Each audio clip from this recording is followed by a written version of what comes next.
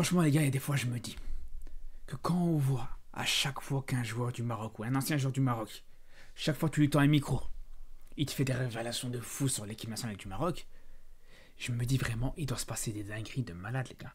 Quand on se plaint à chaque fois du fait que voilà, la communication elle n'est pas exceptionnelle, qu'on ne sait pas trop ce qui se passe, qu'il n'y a pas trop de vidéos, des coulisses de cette équipe du Maroc, vraiment, des fois je peux même comprendre pourquoi, les frères. Alors, c'est pas des dingueries de fou, et on a peut-être qui s'en douteraient par rapport à ça, mais faut dire, les frères, que quand même, on était loin de s'imaginer. Quand on entend ce que Saïs il disait par rapport à la situation entre Ziyech et Vaïd, par rapport à la situation à l'époque du coach Vaïd, etc., on était loin de s'imaginer tout ça, les frères. Et pour le coup, je pense que vous avez tous vu l'interview de Saïs de laquelle je parle. Saïs qui était quand même l'ancien joueur de cette équipe du Maroc, l'ancien capitaine surtout de cette équipe du Maroc. C'est pas n'importe qui dit tout ça, les gars. C'est vraiment, vraiment, vraiment une interview hyper intéressante. Alors, on va réagir aux moments les plus intéressants, vraiment à quelques courts extraits de cette interview. On va pas réagir bien sûr à toute cette interview. Je pense déjà de toute façon la vidéo elle dure 3 heures, premièrement. Mais deuxièmement, surtout, le but c'est pas de reprendre le travail des frérots du Club des 5 parce que c'est un travail de fou. Vraiment une interview vraiment de qualité. Et c'est même pour ça aussi, parce qu'il y en a beaucoup qui me demandent de réagir à cette interview en live. Les gars, on va attendre tranquillement que le temps il passe. On va attendre, même s'il faut attendre 1 semaine, 2 semaines, 3 semaines, on s'en fout les gars, c'est pas ça la question.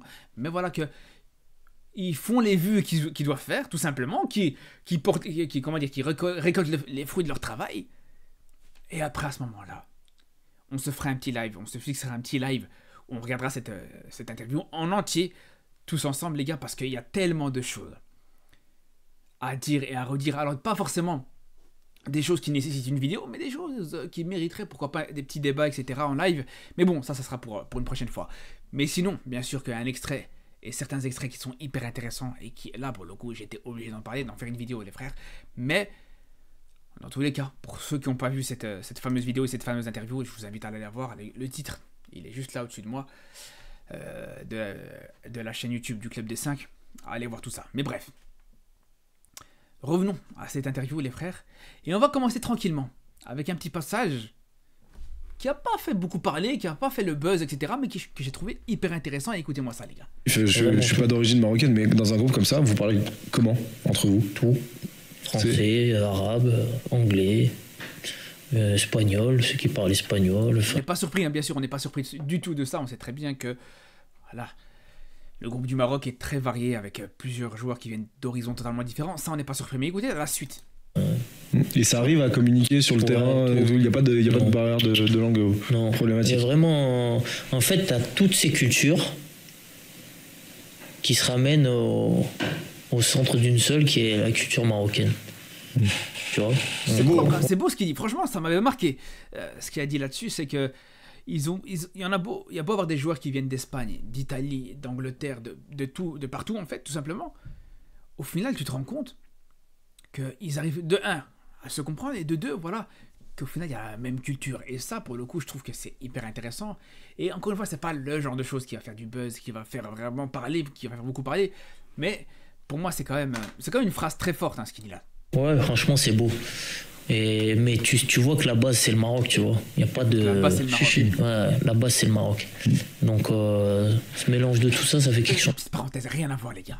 Mais franchement, quand je vois la qualité du travail d'un Walid Acharchour, les frères, sur cette chaîne YouTube, mais frérot, comment t'as bien fait d'avoir quitté l'afterfoot. Alors je dis pas qu'on va pas faire les hypocrites, bien sûr que l'afterfoot aussi c'est de la qualité. Mais franchement, tu perds rien du tout de quitter les personnes totalement infréquentables qu'il pouvait y avoir dans cette équipe de l'after pour la qualité du travail qui est proposé ici. Mais bref, ça c'est une petite parenthèse, rien à voir. Chose de beau, tu vois. Sauf que quand des fois il est amené à parler avec certains joueurs, avec Vaïd, il y avait la barrière de la langue. Ah oui, donc la barrière de la langue. Et ça c'est intéressant parce que je me rappelle à l'époque, quand je vous dis les frères, qu'à chaque fois que tu as un joueur, ça arrive très peu, hein, c'est pas fréquent que des joueurs marocains s'expriment, etc. Mais quand je vous dis les frères, que à chaque fois que tu as un joueur marocain qui s'exprime, à chaque fois c'est une révélation de fou. Il y a même à l'époque, quand Amrabat, Nordin Amrabat avait dit ouais, Vaïd Alyazouzi ne sait même pas parler anglais, c'est vrai que ça fait déjà beaucoup parler à l'époque, et ce qui est légitime les frères. Aujourd'hui, t'es coach international et tu parles pas anglais, franchement, ça montre et ça détermine une compétence énorme. Et les frères, on va venir sur Vaïd, les gars. On va venir sur Vaïd, mais tout ça pour dire, et je vous le mets déjà là en introduction, avant que ça parle de Vaïd, mais par rapport aux révélations de fous qui ont pu être dites sur Vaïd, révélations qu'on s'en doutait déjà un petit peu, qui ont été confirmées de la bouche de l'ancien capitaine de l'équipe du Maroc. Je vous le dis, les frères, j'ai plus aucun respect pour Vaïd Halilhodžić, les frères. Je vous le dis, pour moi, Vaïd Halilhodžić est tout simplement une sombre ordure, les gars. C'est aussi simple que ça. Les fans de Vaïd, les pro-Vaïd, dansez sur votre tête, faites ce que vous voulez, les gars, mais c'est la vérité. Ce mec est à vomir, tout simplement. Mais voilà, vous allez être choqués. Peut-être ceux qui n'ont pas vu l'interview, vous allez être choqués de ce que je vous dis, mais écoutez-moi ça, les gars. Ah, donc c'est-à-dire, ça se trouve, il dit une dinguerie à un joueur, c'est toi qui dois lui... Non, mais moi j'avais un coup d'avance. Parce que si des fois, il y a des réunions où ça chauffe un peu, je traduis mot à mot ce qu'il dit, ou je traduis mot à mot l'autre qui dit, écoute-moi bien, aussi bien, j'en prends une de chaque côté où je suis amené à séparer. Hein. Ah bah oui, ouais, ça je l'ai fait. Mais c'est là où ça montre que, les gars, on peut critiquer plutôt Saïs autant qu'on veut, on peut dire ce qu'on veut, les frères, mais c'est là où ça montre que c'est un bon capitaine. Cette interview, je vais pas vous mentir, les gars, m'a vraiment démontré à quel point ce mec était un très très bon capitaine, faut le dire, les gars, faut le dire. Et ça même peut-être, pourquoi pas, montrer et démontrer qu'au final, dans un groupe, il peut avoir une importance énorme. Pour la prochaine CAN, franchement, tu le prends sur le banc. Et ça, de toute façon, j'ai toujours été ouvert par rapport à ça. Qu'il soit présent dans le groupe de cette équipe du Maroc, pour moi, pour la prochaine CAN, ça peut avoir une importance énorme. On parle pas d'un joueur qui serait dans le groupe juste pour faire le DJ, pour faire l'animation, pour faire la sono, pour faire... Non, on parle d'un joueur qui peut faire un travail tout simplement exceptionnel, un travail que ni un Hakimi, ni un Brahim Diaz, ni quoi que ce soit d'autre ne pourrait faire, les gars. Quand on entend et quand on apprend ce qu'il a pu faire, il a presque fait un rôle de politicien, les gars. Je vous laisse écouter. Et c'est vrai alors l'histoire de Mazraoui, raconte-moi. La bouteille d'eau. Ouais, qu'est-ce qui s'est passé quoi? En fait, Histoire de fou, les gars. Écoutez, on était à l'entraînement, tu vois. Ouais. Et le coach, après un exercice, il dit bon, allez boire et tout. Et on va boire et tout. Et nous sert et il boit pas. Et il lui dit nous, bois, allez. Et lui, il dit oh, c'est gentil, mais j'ai pas soif. J'ai bu tout à l'heure, c'est bon. Non, mais bois. Et il insiste. Et l'autre, il dit non, mais coach, c'est bon, j'ai déjà bu, j'ai pas soif. Et il lui insiste encore. Et nous, qu'est-ce qu'il fait? Il ouvre la bouteille, il fait genre, il boit, tu vois. Mais il boit pas, et lui, il voit. Et là, il a chauffé, et il a dit allez dehors. Ce mec était fou. Vaïd était complètement fou, les frères. Je pense que vraiment, il avait un problème dans sa tête, les gars. Vraiment, ce mec avait un besoin de prouver que c'était le patron, le chef, le dictateur. Mais ça, les gars, mais c'est totalement dépassé. Et ce que disait Mustapha Hadji à l'époque, alors qu'ils le disent en tant qu'entraîneur adjoint, c'était pas du tout approprié. T'es entraîneur adjoint ou même ancien entraîneur adjoint d'un coach comme Vaïd, t'as pas à venir dire ouais non mais c'est vrai qu'il est dépassé avec cette nouvelle génération. Ce qui est vrai, on le sait et on le savait même. Déjà, je l'avais même dit, je me rappelle dans ma vidéo au moment où Vaïd venait de signer et qu'il avait même pas encore entraîné cette équipe du Maroc, j'avais dit que c'était une crainte parce qu'on le connaît. On l'a vu à l'époque au PSG, on l'a vu à l'époque même dans les différentes sélections qu'il a pu faire, etc. Du côté du LOSC, du côté de Nantes, etc. Ça ne nous surprend pas une seule seconde. Ce côté despote, ça ne nous surprend pas une seule seconde. Mais de là à en arriver, à obliger à ce qu'un jour il boit, juste par fierté, par souci d'ego, par envie de montrer que t'es le patron, franchement les gars, c'est gênant. Juste parce qu'il a pas bu de gorgée. Il a rien. Ouais. D'accord. Ah ouais, là c'est... Juste pour ça. Mais après, il est revenu le lendemain, tu vois, il s'est entraîné et tout, mais sur le coup, Et après, il le prenait plus pourquoi alors? Après, ça, je sais pas. Après... Tu penses pas que c'est cet événement-là? Non, c'est pas cet événement. C'est pas ça, mais il y a une histoire. C'est intéressant qu'il dise ça. Il dit ouais, non, parce qu'il faut savoir, pour ceux qui ne le savent pas, Mazraoui a pas été convoqué pendant plusieurs mois. Alors, soi-disant, c'est pas à cause de ça. Moi, je veux bien l'entendre. Pourquoi pas? Ok, c'est pas à cause de ça. Mais moi, je pense quand même que ça a été un prétexte. Que juste derrière, elle a cherché un prétexte. Enfin, plutôt, que juste derrière, elle a cherché un prétexte. Qu'il y a eu cette histoire-là qui est pas passée pour Vaïd. Et juste derrière, elle a cherché le premier prétexte pour se dire, allez, c'est bon. Ça dégage. Parce que bien sûr, tu dis à ton président, ouais, j'ai viré un joueur. Ou même tu dis au joueur, ouais, je te vire parce que t'as pas voulu boire de l'eau. Je pense que même Vaïd aurait compris que c'était ridicule. Et que c'était complètement ridicule, les frères. C'est pour ça que je vous dis, je pense que même si là, actuellement, Saïs essaye de le défendre, essaye de canaliser un petit peu les choses par rapport à Vaïd, je pense qu'au final, le prétexte, il est là, les gars. Histoire de... Il était revenu de blessure, il a joué qu'un match, le deuxième match il n'avait pas joué, je sais pas s'il n'y avait pas une histoire de l'Ajax qui avait intervenu pour pas qu'il joue, même lui, et tout, donc lui il a mal pris, pourquoi Mazraoui était plus convoqué. Donc lui il est plus appelé. Même lui il sait pas pourquoi Mazraoui était plus convoqué pendant je sais pas combien de temps, alors que c'était à l'époque le capitaine de cette équipe du Maroc et qui était au courant de tout ce qui se passait. Donc au bout d'un moment les gars, je vous dis, juste derrière elle a cherché un prétexte, mais je pense que quand même la vraie raison ça reste la bouteille d'eau les gars, dites-moi ce que vous voulez. Ziyech il est plus appelé. Et voilà, c'est là on va arriver sur Ziyech. Ziyech, c'est quoi le souci Harit, il est plus appelé. C'est quoi le souci de base avec Ziyech et Harit? Enfin, surtout Ziyech, parce que Ziyech, c'était quand même. Ziyech et Harit, il voulait dire Ziyech et Vaïd, les gars, on s'est compris. Un drame national. Il y a eu. Il y a eu les pros, les anti-Ziyech. Je vais pas faire de tort à Amin Harit, mais c'est pas le même statut quand c'est Ziyech qui va pris, quoi. Statut. La balle perdue. La balle perdue pour Harit, je suis mort. Voilà, sans pitié. C'était gratuit, les gars. Harit, débloque-moi, s'il te plaît, sur Twitter, frère. Vraiment, ça n'a rien à voir, mais je profite pour le dire. Bah, Ziyech, c'est. Qu'est-ce qu'il avait dit dans la presse? Il veut pas s'entraîner, il fait pas ci. Enfin, il l'avait vraiment descendu auprès de la presse, quoi, en conférence de presse. Mais vraiment. Et de base, ça part de quelque chose de pas exceptionnel, tu vois. Et quand il dit qu'il a descendu Ziyech en conférence de presse, il n'exagère pas du tout. Au contraire, les frères. Au contraire, les frères. Quand on sait qu'il a même dit que si Ziyech avait un caractère compliqué, avait un caractère qui n'était pas facile à gérer, etc., que c'était à cause du décès de son père, les frères. Du père de Ziyech. Franchement, les gars, je vous dis, j'ai toujours été, pour moi, dans cette histoire, et vous pouvez retourner voir toutes mes vidéos que j'ai faites par rapport à ça, j'ai toujours été très entre les deux. Ni pro Ziyech, ni pro Vaïd. Pour moi, les deux avaient leur tort. Mais les gars, je vous le dis aujourd'hui, les torts, ils sont à 100% pour Vaïd, les frères. Et j'ai été très, très gentil avec Vaïd, les gars. J'ai été très, très gentil avec Vaïd. Quand je vois et quand on va entendre tout ce cas, parce que là, il n'y a encore rien qui a été dit par rapport à l'histoire de Ziyech. Hein. Là, ce que je vous dis, juste pour remettre le contexte des choses, c'est Vaïd qui crache littéralement sur Ziyech en parlant du père décédé de Ziyech, les gars. Et donc là, écoutez, les gars, toute cette histoire, tout le problème qu'il y a eu par rapport à Ziyech, ça venait de quoi? Écoutez, les gars, franchement, vous allez halluciner. On pensait à écouter Vaïd que Ziyech avait fait une dinguerie.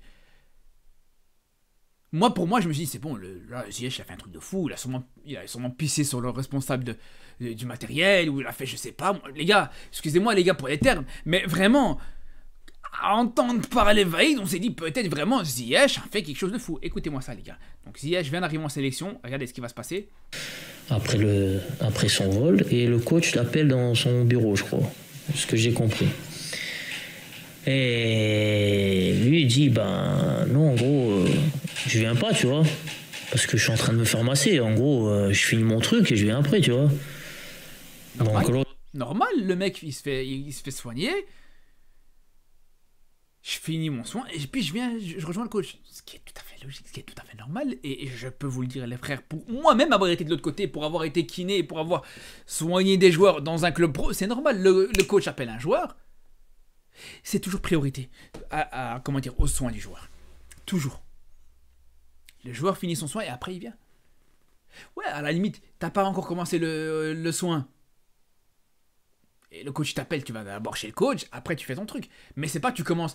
Non, parce que non seulement c'est un manque de respect envers le joueur par rapport à si le joueur est blessé par exemple, ou si le joueur se fait soigner tout court, même s'il n'est pas forcément blessé, ou s'il fait s'il fait des petits traitements d'entretien, de prévention, des étirements, des massages, etc. Et là, voilà, tu respectes pas forcément, entre guillemets, on exagère, mais tu respectes pas forcément le processus de soins du joueur. Ça, c'est une première chose, mais tu respectes pas aussi le kiné. Le mec, il est en train de faire son travail, t'appelles le joueur et tu lui dis, vas-y... Donc ça aussi, et les deux, c'est un truc qui fonctionne comme ça dans tous les clubs. Pour tous les coachs, à part pour Vaïd. On continue les frères. L'autre qui va rapporter, parce que c'est pas le coach qui est venu voir et tout, donc un adjoint, un deuxième, un troisième, un machin. L'autre, il veut pas venir, et puis après, il veut pas s'entraîner. Je lui ai dit d'aller courir, mais l'autre, il était en train de faire masser.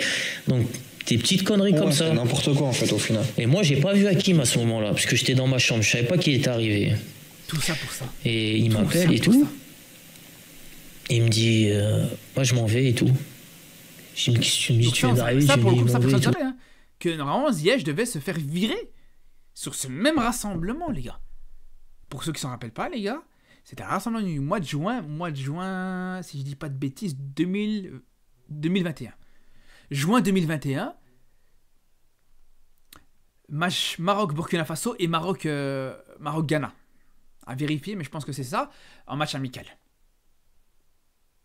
Et là, donc ça veut dire que Ziyech aurait été viré, aurait été sûrement expulsé de ce rassemblement. Si juste derrière, les choses ne s'étaient pas apaisées, les gars. Mais ça, personne ne le savait.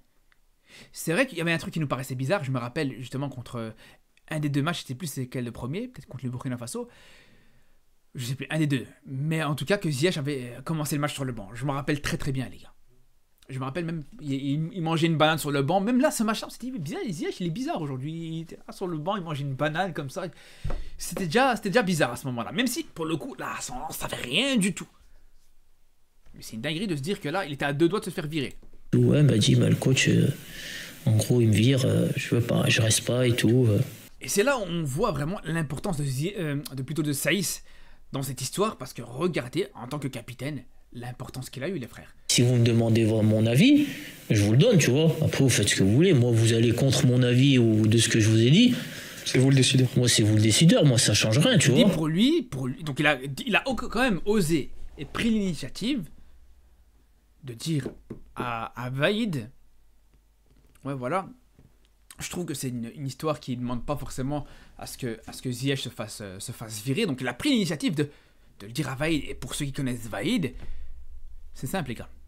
Si Younes Belhanda n'a pas joué sous Vaïd, ou en tout cas très peu joué, voire pas du tout sous Vaïd Halilhodžić, c'est justement parce que Belhanda a essayé de défendre un kiné qui a été viré par Vaïd parce que Belhanda trouvait que c'était un peu excessif.